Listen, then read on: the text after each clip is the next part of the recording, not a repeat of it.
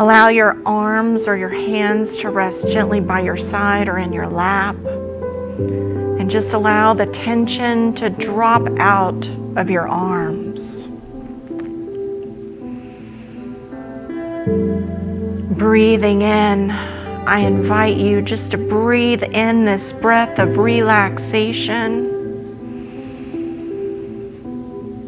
And breathe out, release.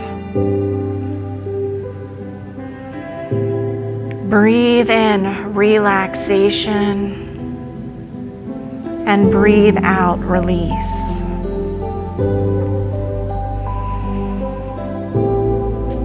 Going into your back, I invite you just to release any muscles in your lower back or your glutes or your upper legs that have any tension in them right now. Just release. And just allow your calves and your ankles and your feet to rest on the floor here this morning. There's nowhere you need to go. There's nothing you need to do, but be present to this moment. I'm going to invite you again to breathe in a breath of relaxation and breathe out any tension. And just release. Going into our heart space here this morning, I'm going to invite you just to affirm, I am an authentic being, fully divine and fully human. I express my light to the world.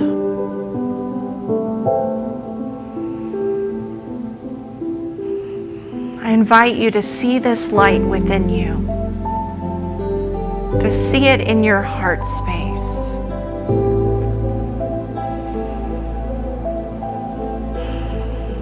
And I invite you to see it shining its light through your physical body and out into the world. This light of God, this light of our spiritual essence, that Christ potential within us is always there. So I invite you to spend a few moments seeing your light shine. Bathe in this light. Feel the warmth and goodness and love of this light. And know that it is your light.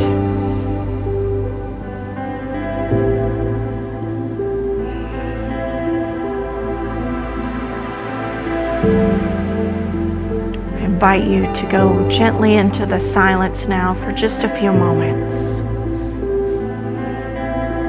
Into the silence.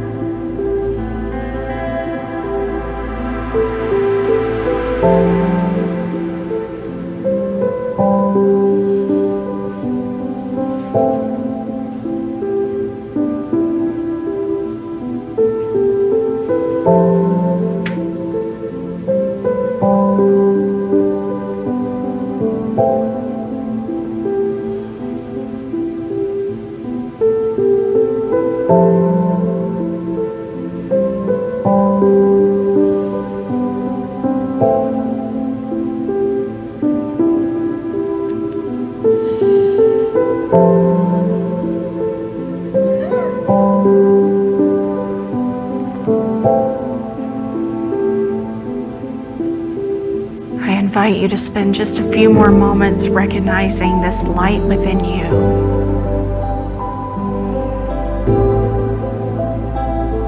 This spiritual essence and presence that is the true you and that radiates through all of your human expression and experience.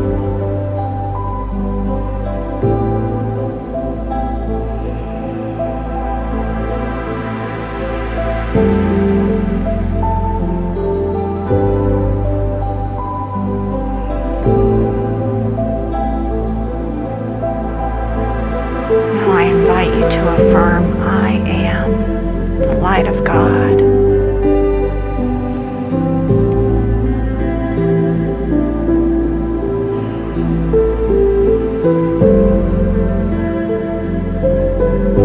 Bringing gentle awareness back to your body here this morning. I invite you to wiggle fingers and toes. Maybe gently roll your wrist, or maybe even roll your shoulders or stretch your neck. Just give a little gentle movement as you bring some mindful awareness back to your body. And then when you're ready, I invite you to open your eyes.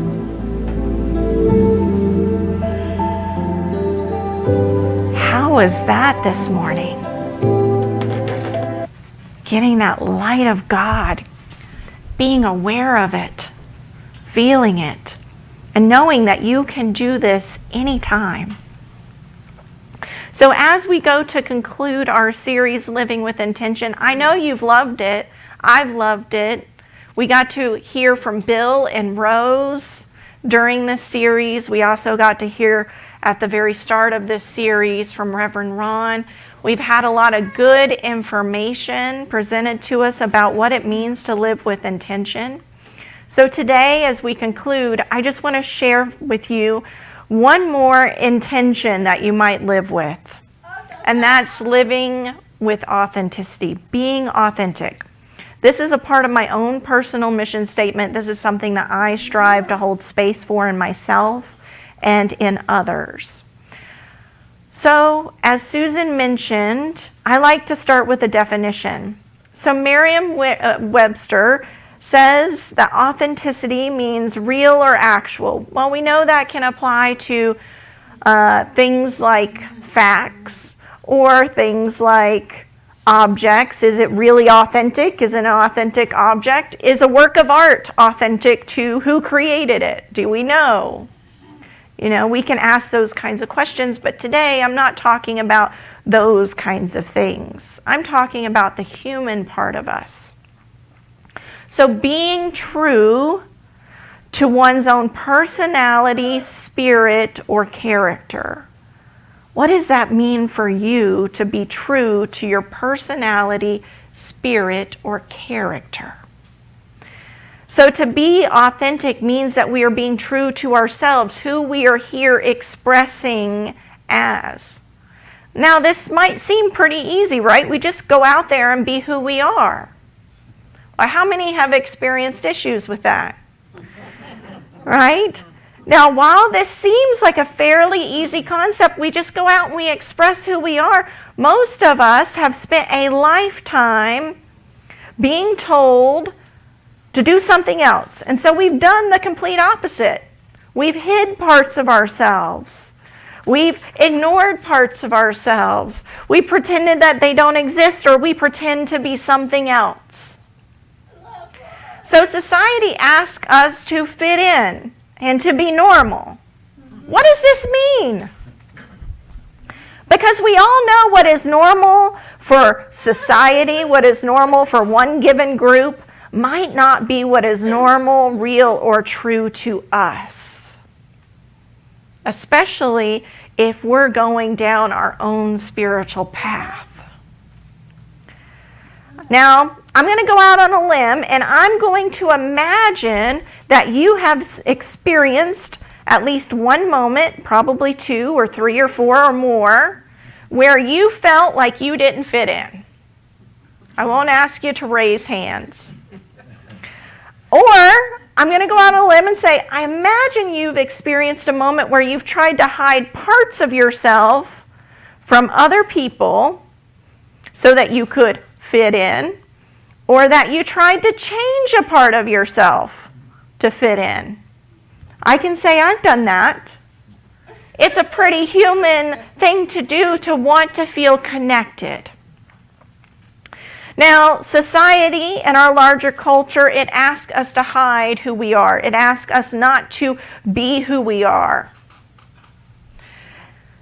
They might ask us to smile when we're sad, or even when we're not expressing emotion. Many women today will tell you, I'm just going about my day and somebody says smile. Man, I was enjoying my thought. I was smiling on the inside. I don't necessarily have to do that on the outside, right? We might be told to be calm even though we have anger and frustration, even righteous anger and frustration. We might be told to be calm when we are overjoyed and excited. How many times have you asked the kids to tone it down a notch when they're overjoyed and excited? Right? And so that part of us starts to hide. Oh, that's not acceptable. We're told that we're expressing too much emotion, or some of us are told we're not expressing enough. We're told our personality is too strong or not enough. We're told we're either too rational and objective, or we're too irrational and subjective.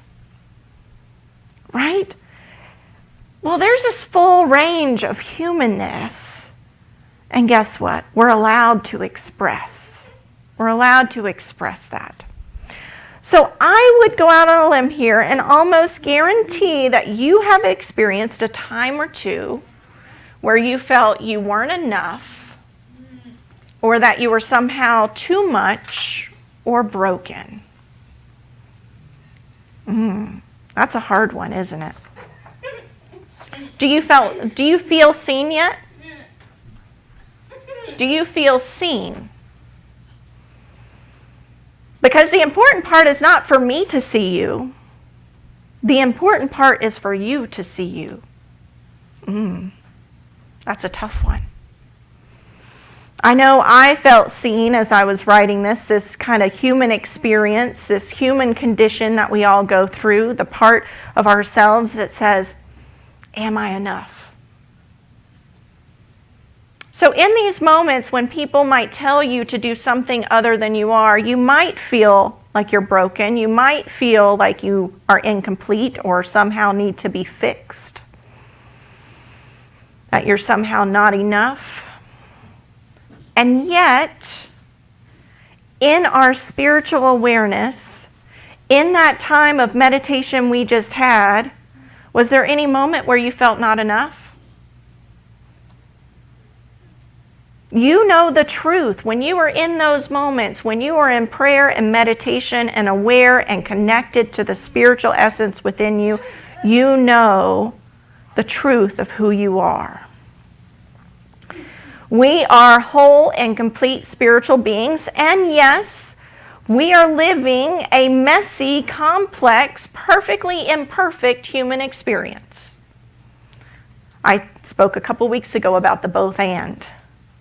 We are the both and. And as such, we can hold fullness, we can hold space for all of this. All of it, the divine and the human. Because I'm not telling you not to be human.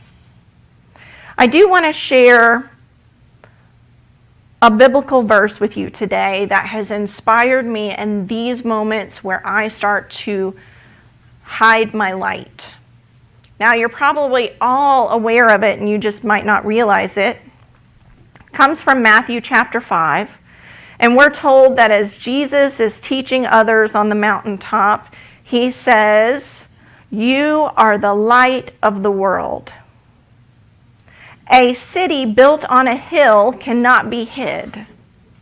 People do not light a lamp and put it under a bushel basket.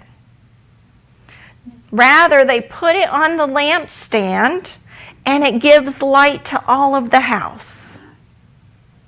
In the same way, let your light shine before others so that they may see your good works and give glory to your Father in heaven." So I want to ask, what would it be like to really let your light shine?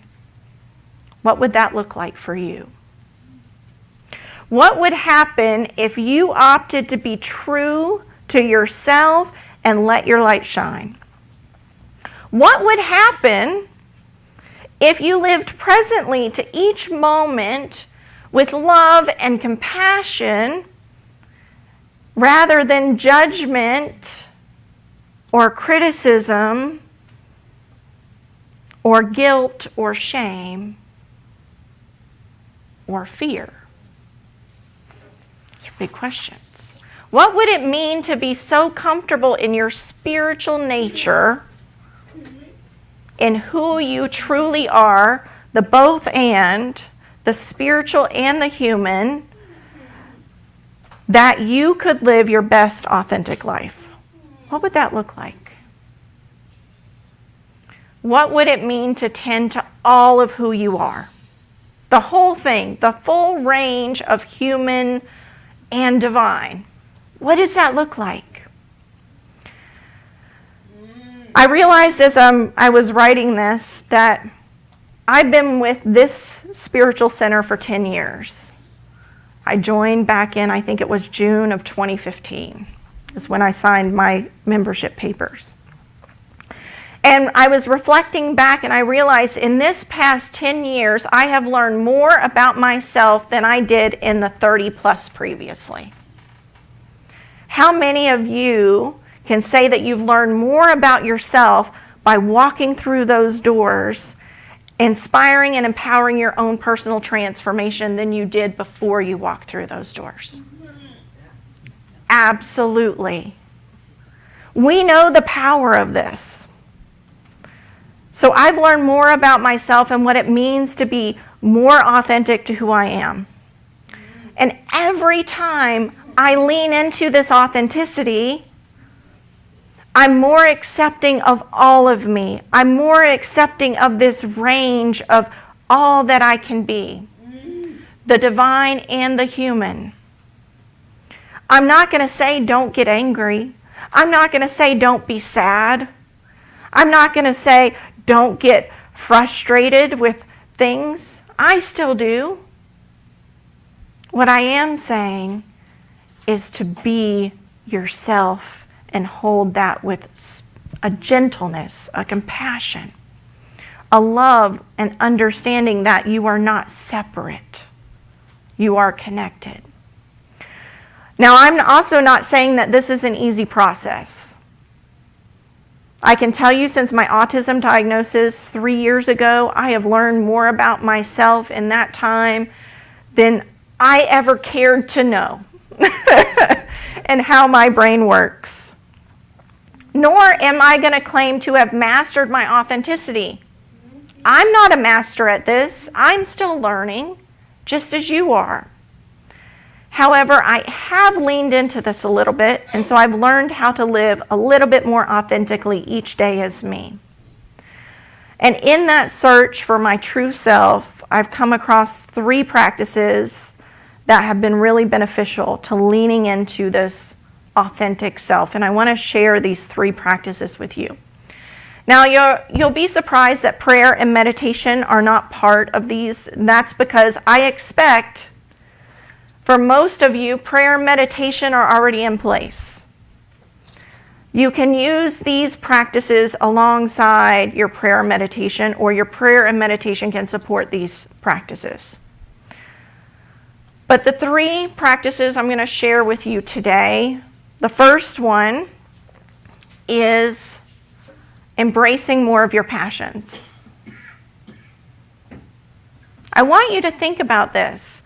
So whether you enjoy cooking or gardening or mountain biking or swimming or singing or playing music or creating art or volunteering with a cause that you support, advocating for a cause that you support, whatever that looks like for you, know that when you do that, you sow not only the seeds of your own creativity, you create more of that in your life, but you also sow the seeds for your authenticity.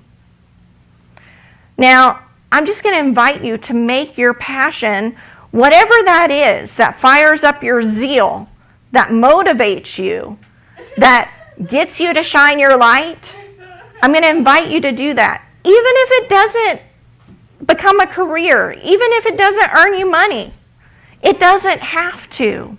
It can be a part of your life without being something that you make money on.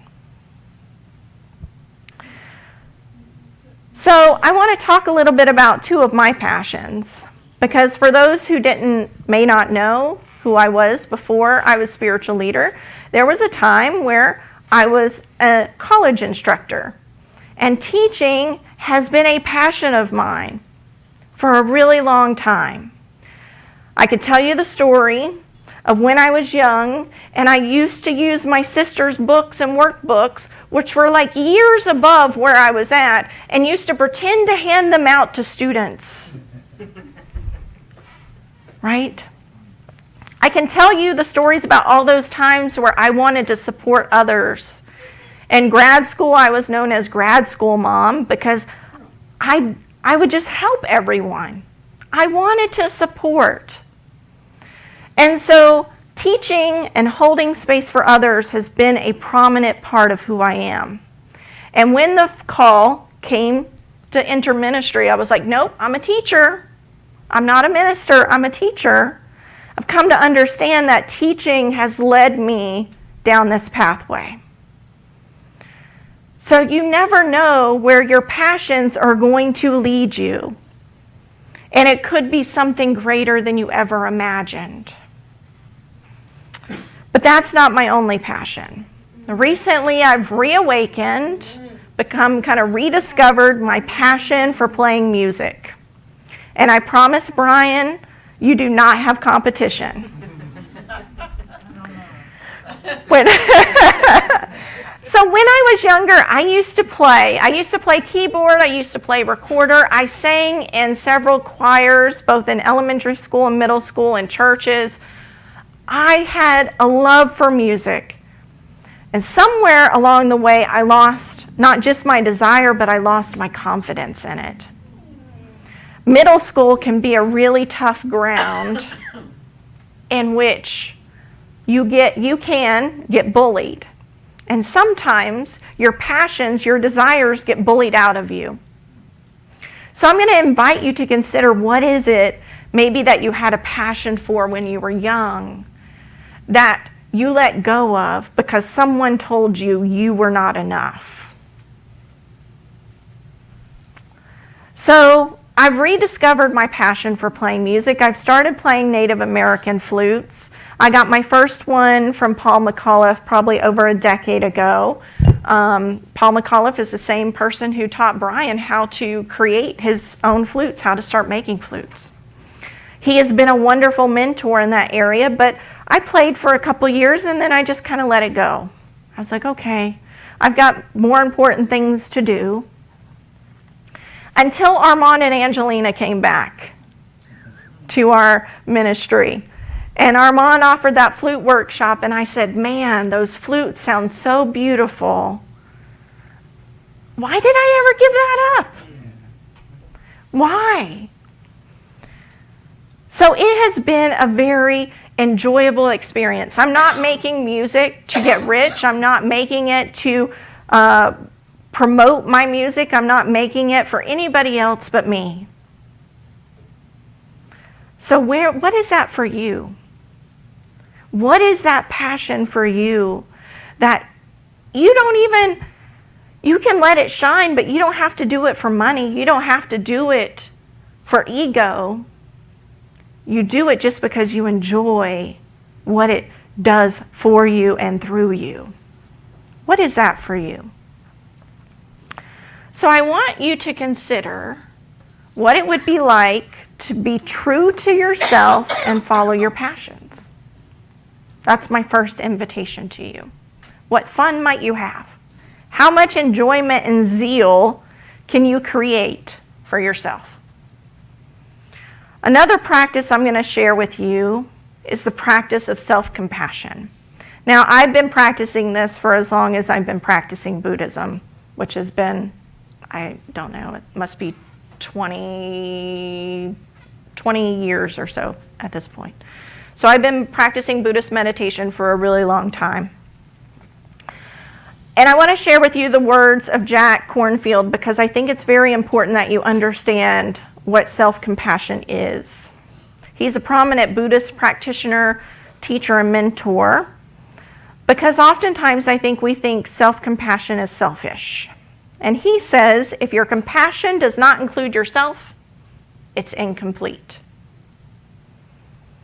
We are part of this. And so if we are not holding space for ourselves in compassion, we're missing out. We're missing part of that compassion practice. So this practice really came to the forefront after my autism diagnosis because it had me questioning, oh, am I really broken? Could it be that I was broken all these years and that's why I don't understand myself? I had a wake-up call in terms of who I was. But guess what? By being kind to myself, by being compassionate to myself, by being loving to myself, I've come to realize that this is just a part of who I am. It's not broken. Whoever we are born to be is not broken. It's who we were meant to be. Brain style and all. But here's another thing that I learned that really changed my perception. Not only are we learning that a lot more people are neurodivergent, but we're learning a lot more about neurodiversity and what that means. Scientists have discovered that down to the neural level, the neurons that are in your brain, that we are so unique, each of us, it's like a fingerprint. Think about that. We are truly unique expressions in this lifetime. No two the same, not even identical twins. They might have the same genetic makeup, they might look the same on the outside, but I can guarantee you they've had different experiences that have shaped their brain that are unique to who they are. So I try each day to be a little bit kinder, a little bit more compassionate, a little bit more loving to myself. This means, for me, self-compassion is trying not to judge myself, trying not to criticize myself, trying not to shame or blame myself. Self-compassion is saying, okay, I'm going to become aware of those times I've done that, and rather than pile more on, I'm going to hold myself with love. So I know you know the name of my inner critic, if you haven't been here before. His name is Gruffy. And when Gruffy comes about, which I'm not going to lie is pretty much a daily basis, it is for all of us, right? When Gruffy comes about, I've learned how to take Gruffy to tea and to hold him and listen to what he has to say. Where is this coming from? So I tend to it with a tenderness, with a gentleness that I didn't, especially in my childhood and my teenage years. And the more I practice self-compassion, the easier it becomes. Now, I'm not going to say it's entirely easy. There are days and weeks and months sometimes where I don't recognize something mean I've said to myself or some way I've treated myself until that pattern comes up again and again and again and again. And then I'm like, oh, where did that come from? But once you recognize it, you can hold it with compassion. So I want to share with you a beautiful quote by Kristin Neff. If you have not heard of her work before, she is one of the leading scientists on self-compassion. She's a researcher, and she describes self-compassion this way. She says, self-compassion does not try to capture and define the worth or essence of who we are. It's not a thought or a label, a judgment or an evaluation. Instead, self-compassion is a way of relating to the mystery of who we are. I don't know about you, but I want to relate to the mystery of who I am. I want to dive inside. I want to get to know it. I want to love it. I want to be able to say, I love myself, all of me, every day. So I would ask, what would happen if you practiced more self-compassion? What would happen if you lived presently to where you were at, who you are at any given moment, and you did so with as much compassion and as little judgment, criticism, guilt, or shame as you could bring? If you just started to release that part, what would that look like? What would it mean to be so comfortable with that divine presence within that you could hold that human part of yourself and say, I love it, all of it, so that we could live our best, authentic lives? What would that look like?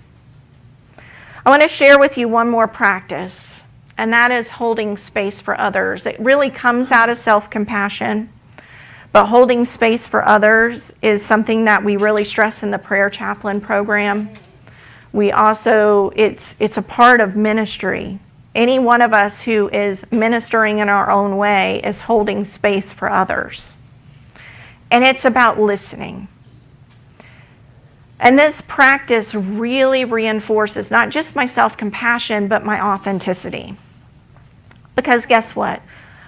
I can strive to hold space for myself, for my own authenticity, and space for others. And I found that by holding space for others, authentic space for others, a safe space for others, their authenticity, their vulnerability, their joys and concerns, their sorrow and their anger and their frustration, all of it, guess what happens?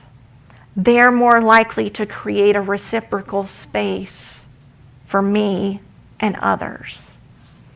Now, we do this already in our classes that we hold here.